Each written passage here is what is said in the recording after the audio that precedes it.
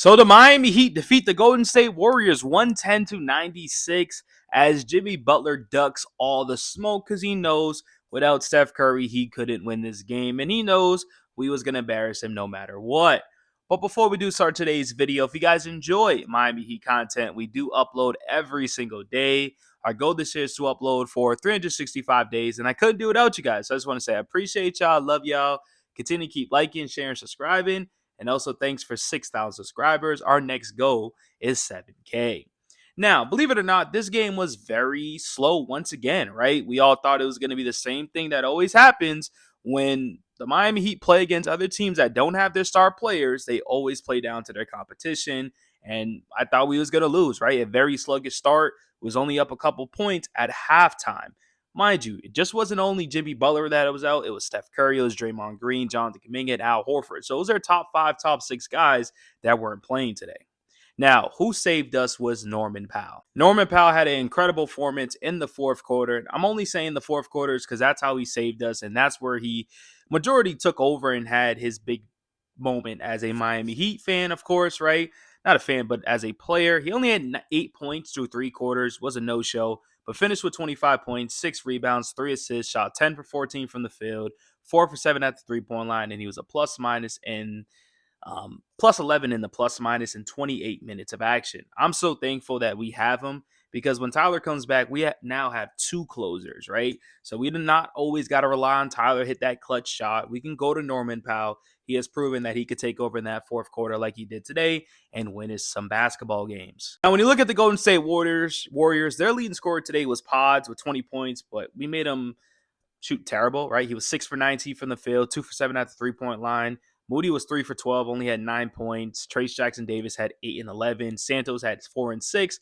Richard had 0 points and 3 rebounds. And their leading scorer off the bench was Post with 19 and 6 and 26 minutes of action. Now, when you look at the Miami Heat, Wiggins had 17, 6 and 1, 7 for 16.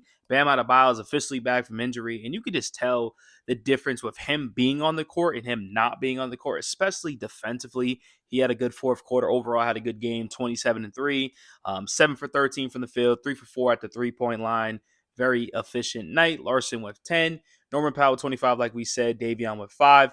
And the big thing is I do want to give credit to Kel'el Ware, right? Kel'el Ware is playing a lot of minutes with Bam Adebayo going out.